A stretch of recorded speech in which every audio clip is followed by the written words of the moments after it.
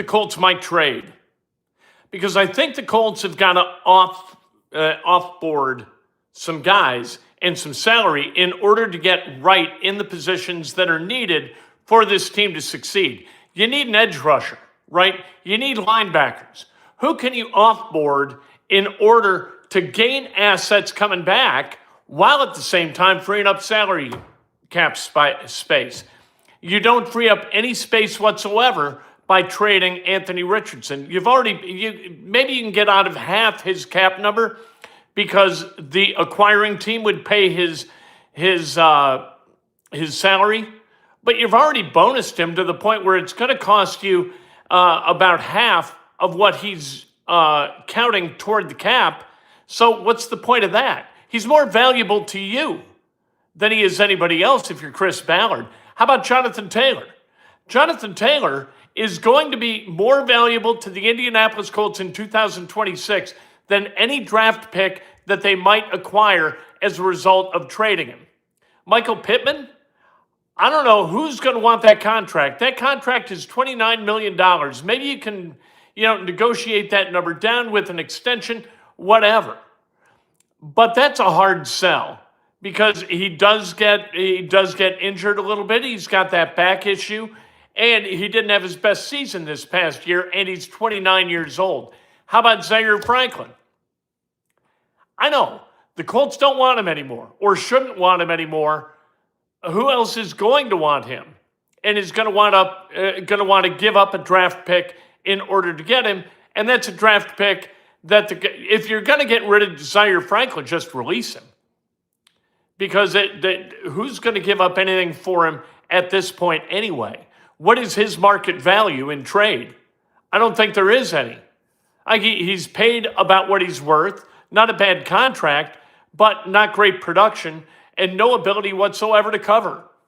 So what are you going to do? I don't think they do anything. I think this is a quiet and mostly uneventful offseason. And then all of a sudden you're going to look at the roster and you're going to say, holy hell, these draft choices better hit, and they better hit right now. Or this is exactly the same team that the Colts had in 2025, and everybody's getting fired. You've got to show a little bit of impatience. Chris Ballard says he's going to treat this offseason like any other, where it's always win now. No, it hasn't been win now. It's been developed through the draft. You must win now or you're going to get fired. Because if you don't win, you're gone. So win now. That's been the problem with this franchise forever. This franchise, based upon Jim Irsay's guidance, has been, we want to win multiple championships. That means you've got to build for sustained success. That's not the way the rest of the NFL looks at this. The rest of the NFL is like, let's win now. We'll worry about next year. And when you're a win then against a win now, you're going to get your ass beat now. They're going to continue to think about how to win now. And so you're always going to get beat then. Always. Whether it's now or then. You can't project it out 3 years, 4 years. You got to win today. That's the basic problem with the management construct of the Indianapolis Colts, is that they're trying to sustain success. You must gain success before you sustain success. You can't say, well, we're going to try to win 3 world championships in the next 10 years. What? That's crazy. Nobody does. Just win 1. You've won 1 in the last 42. So let's think about winning 1. How about that? And if you go to hell at the end of that, on the back end, that's fine. Look at the Pacers. Pacers went to the NBA Finals last year. Halliburton gets hurt, torn Achilles. How similar is that to what's going on with the Colts?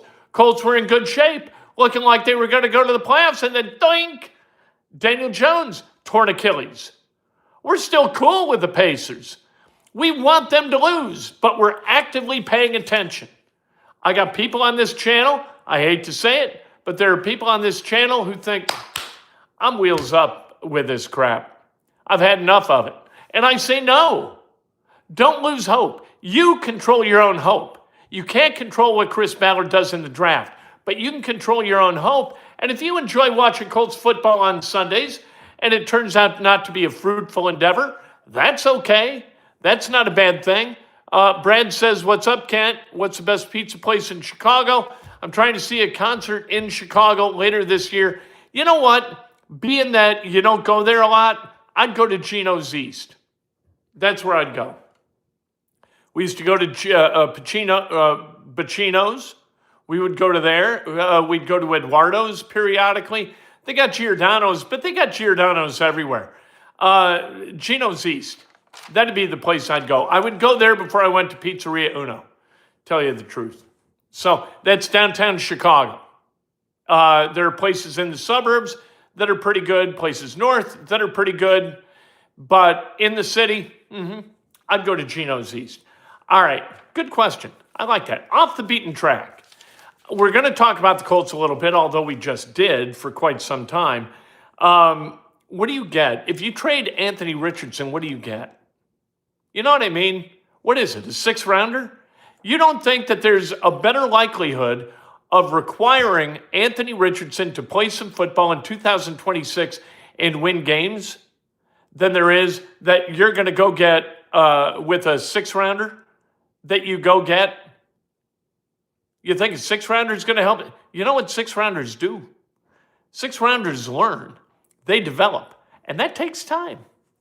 We're going to talk about the Indiana Hoosiers. I don't like the way ESPN does their mock draft stuff. Look, Indiana beat Ohio State. And then Ohio State lost to Miami, and Indiana beat Miami. So quit dogging out their players as though they're not going to be able to compete at a high level in the NFL. 4 players for Indiana projected in the first 2 rounds. 4 players for Ohio State projected in the top 12 of the draft. One of these 2 things is true. Either the Ohio State players are overvalued, overappraised by ESPN, or Kurt Cignetti is a much better coach than Ryan Day. And it is possible that both are the case. Pasco Siakam is going to be an all-star, and that's a great thing. Pasco Siakam is playing some basketball. What a warrior this guy. Honest to God. Goes to the NBA Finals last year, Game 7, chance to win the NBA championship. Comes back this year. No Tyrese Halliburton. That team, it stinks on ice, and he is still battling to the point where, despite being all the way down at the bottom of the standings, you've got Pasco Siakam going to the All-Star game. Good for him. We're going to talk about Indiana basketball. I think they're going to beat USC tomorrow night. The more you look at this USC team, the more you see flaws. And so I like Indiana in this game, despite the fact that they're a 1.5-point dog. I'm cool with that. A 4.2 magnitude earthquake has hit the Bay Area. That's kind of on the regular. That sort of thing happens. We remember what happened in 1989, the big earthquake, 6.9, right as Game 3 of the World Series was beginning. It was my first shift as a news producer at WMAQ in Chicago. And I was supposed to train from 7 to midnight with Carl Puglisi. And all of a sudden, at 7:05, boop, boop, boop, boop. I'm like, what? What's that? That's the AP telling us that something big happened. Uh-oh, it's an earthquake. Get on the phone, get us some sound. Okay. 5 minutes of training, 4 hours and 55 minutes of working my ass off. It was awesome. Pacers tonight against Houston. Pacers got to find a way to lose this game. We're not rooting for the Pacers to lose. We're rooting for the Pacers to win next year. There's a difference. Michigan and Michigan State. Now, that's a rivalry, and that's the way it's supposed to work.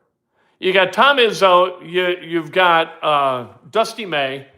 They don't like each other. They had a blow-by handshake. People wanted to know about it. Tom Izzo's like, oh, this is how you create all the controversy. Oh, I see, blah, blah, blah. Well, don't have a blow-by handshake. That's not the point. The point is that's a rivalry between Michigan State and Michigan.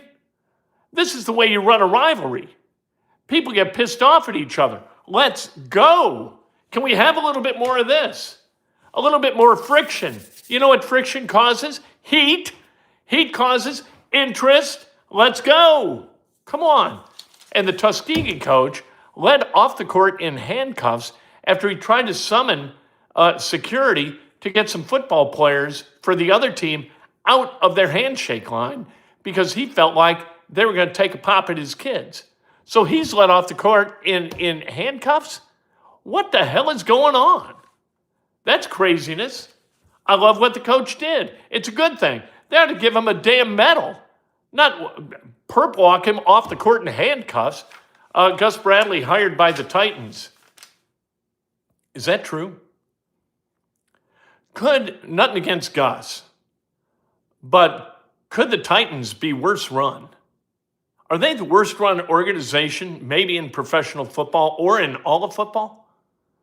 Yeesh. My God almighty. That's craziness. This is Inside Indiana Sports Now for Groundhog Day. It's Monday, February 2nd, 2026. It's Monday, February 2nd, 2026. It's Monday, February 2nd, See what I'm doing there? Hey, we're having fun. Let's talk about the Colts a little bit more. Like Anthony Richardson is worth more to the Colts than he is to anybody else. So, and you've already paid his signing bonus, which counts against the cap. Why have that money as dead cap when you can have it as live cap and have a body attached to it, a body that can throw the football, run with the football, and maybe through getting his face all broke to pieces, maybe he's going to wind up a wiser 23-year-old or soon to be 24-year-old than he was this past season. Maybe that's going to be the case. Maybe people are going to stop drafting 20-year-olds because they're not ready to play this men's game. They're still thinking like a kid. You can't do it. Bad mojo, bad juju, bad shimmer, bringing in Anthony Richardson, right? At that time. But now you got a chance to kind of take advantage of the kid, what he's got. So why not do that? My Bengals have the top quarterback in the league and top two running backs in the league and can't get out of their own way because your top quarterback in the league can't stay healthy, can't make the club from the tub, can't make the playoffs from the tub. It's not about building the line. I think really good fortune is important. And they say this, right? They say this again and again and again and again, that it's about health. But last year wasn't just about Daniel Jones' health. It was also about having a cupcake easy first half of the schedule. That had a lot to do with 7-1. It wasn't just about everybody being healthy, Daniel Jones being healthy. You weren't playing very good teams. Played the Broncos, played the Rams, all true. Yeah, oh, Ballard again. I wondered, I was like, what in the hell? Ballard again. Anyway, I didn't even tell you guys that stuff, did I? Become a member today. We're brought to you by Today's Dentistry. Give them a call, 317-849-2933. Become a member and become a subscriber. I won an auction at Pristine Auction last night. They're sending the autographed jersey. Could be quite impressive. The person in there, it could be Peyton Manning. It's likely not, but it could be. Could be Patrick Mahomes.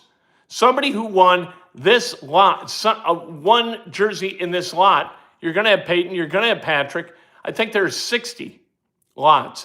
So there's a chance. You're saying there's a chance. I'm saying there's a chance. Pete Rose in this. Sammy Sosa. Fergie Jenkins. If it's Fergie, I'm keeping it. That's my caveat to the whole thing. If it comes in Fergie Jenkins, I'm going to put it on and I'm going to wear it for a week until spring training starts. But in order to win, to be eligible, you must be a subscriber and you must use the phrase that pays. And that is, what was it? Ballard again? Yes, Ballard again. Can you believe this is going to be the 10th draft that this guy has presided over? That's insane. Truly. My God. So become a subscriber, smash the like button, and if you want to make a donation, make a donation, no big whoop. But please include a comment or a question that elevates the level of discourse. Am I going to the John Mellencamp concert? I am. I'm going. We've got tickets. We are going at Ruoff Music Center. We'll sit in the lawn as always. I don't like the pavilion because I don't like people yelling at me to sit down because I feel like turning around and giving somebody a pop. And to do it when you're lower, that's a huge disadvantage. So I don't do that. I stand in the lawn. I sing. You can do anything you want in the lawn. It's fine. Cincinnati ain't the worst organization. It's close. It's close to the worst organization because you've got one of the worst owners. Mike Brown. Mike Brown hoards nickels like he thinks they're going to be worth something someday. And that's no good. I would say that the Raiders are the worst. Then I got the Browns. The Bengals are right there. I think the Colts are right in the middle. Colts are like 16th if you ranked them. So that's where they are. But yeah, and they're not going to be able to trade Zaire Franklin. Nobody's going to see any value in having him. They're not going to give up a draft pick for him. Jonathan Taylor, there's no way that Chris Ballard, win now, please, Chris Ballard, is going to want to deal a top 5 running back in the game and get back draft equity, for God's sake. That you're not going to get. How long did it take to really get something out of Alec Pierce? It took quite some time. You can replace Jonathan Taylor with somebody, and he's going to be okay because that offensive line is okay, but you're never going to be able to get as good as you give by dealing Jonathan Taylor. So I am against that. Use AR and DJ to push each other. Competition's always good. How'd that pay off last year? That's what they said last year, although I don't agree or don't disagree with that. The offseason, it's going to move slowly. It's going to be methodical. But I can't believe it's going to be quiet.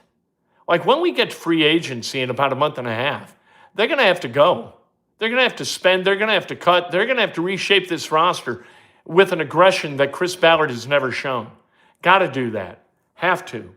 Pasco Siakam, an all-star, well-earned 23-8, 6'9", or 23-8 and 6'9". He's played all but 2 games this season for a team that I'm sure wouldn't mind. They're probably like Pascal. Are you tired at all? Would you like a night off? Please take a night off. On the road's better. We don't want to disappoint the home fans. But if you're feeling like, you know what, maybe I need some time off, how about when we play Washington, coming straight out of the NBA? You want to take a few extra days, the All-Star break? Go to Cancun. Have yourself a time. We'll see you when you get back. Mendoza, number 1 in the draft, according to ESPN. Then Pons, number 37. Cooper, number 43. Surratt, number 63. Here's Ohio State. Arvell Reese, number 2. Carnell Tate, number 5. Caleb Downs, number 7. And Styles, number 12. Wouldn't you think that Ohio State would have been a hell of a lot better than a team that would lose 13-10 at Lucas Oil Stadium to Indiana in the Big Ten championship game if Indiana's only got 4 in the first 2 rounds and Ohio State's got 4 in the first 12? What happened to Ohio State? How'd that happen, for God's sake? Ridiculous. Ridiculous. Let's talk about IU basketball for a minute because they take on USC tomorrow night. And all of a sudden, USC stands between Indiana and a 7-5 record in the Big Ten. And at 7-5, you got to figure that they're going to go 4-4 down the stretch. And you're going to wind up somehow, some way in the NCAA tournament. That's putting the cart before the horse. I know we're not going to, count our money before we leave the table.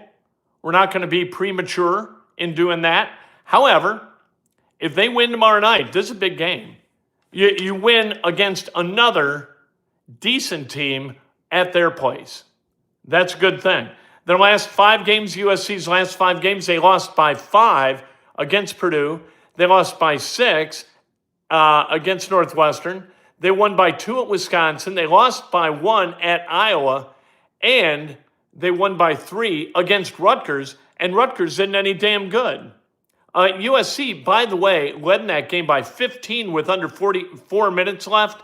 And Iowa led by 15 with 5 minutes left in their game that they lost by 1.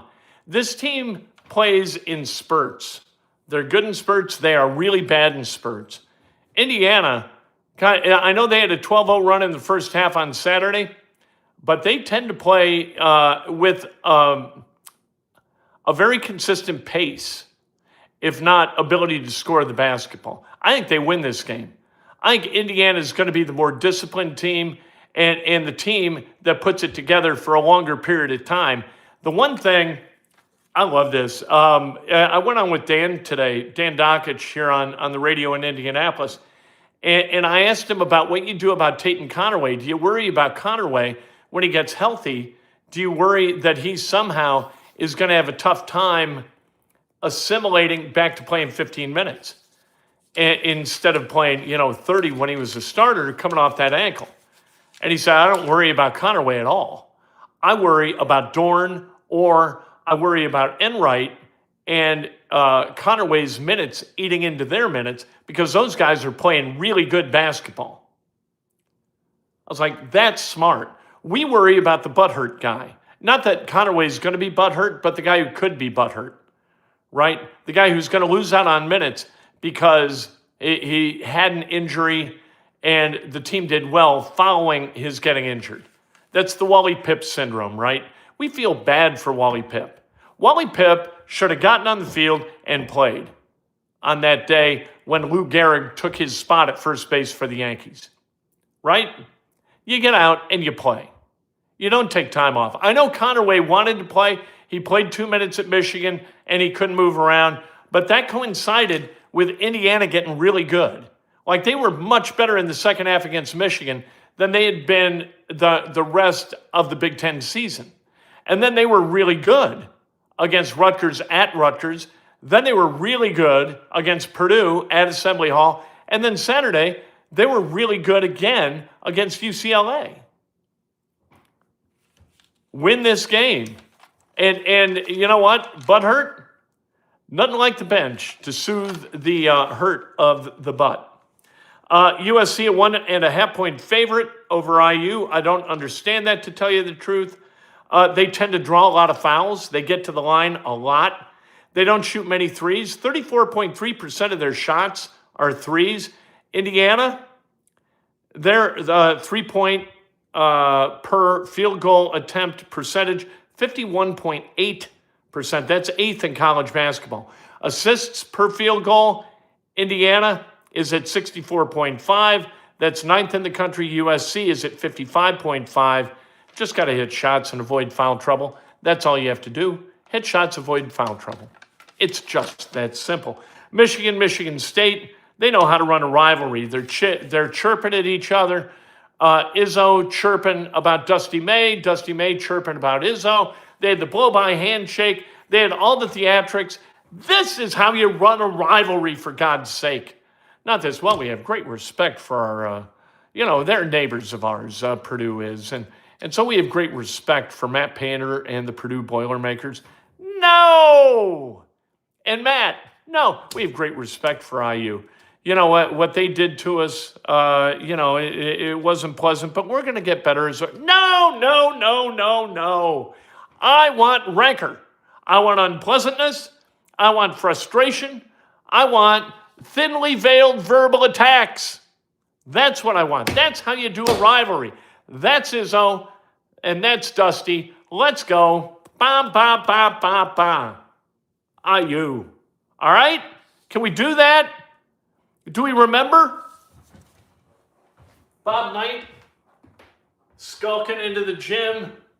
Gene Cady. It was awesome. Let's get back to that. No fisticuffs. We don't need people laying each other out in the handshake line, any of that crap. What we want, though, we want drama. We want theatrics. We want anger. We want rancor. Let's go. Come on. All right. Hey, because I didn't do the formatics correctly at the front end of this thing, remember to become a subscriber. And I've got another one of these that we'll give away. We'll give this away after. It's a beautiful national championship. And this one is an extra large. That's a heavy duty shirt.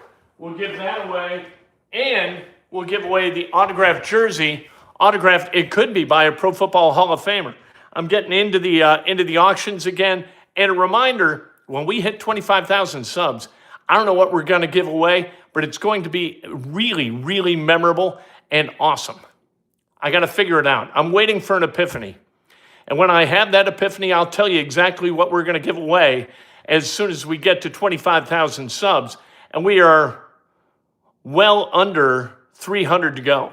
So it's close. And I always get 300 or 400 a month. So maybe we'll do it on my birthday. That'd be fun. We'll talk to you tomorrow morning. Breakfast with Kent at 7 o'clock or shortly thereafter, like 7:04 today. But we'll get back. We'll get it to 7. Don't you worry. Go Colts. Go Hoosiers. Go Pacers, but not tonight. Lose tonight. Can you, please?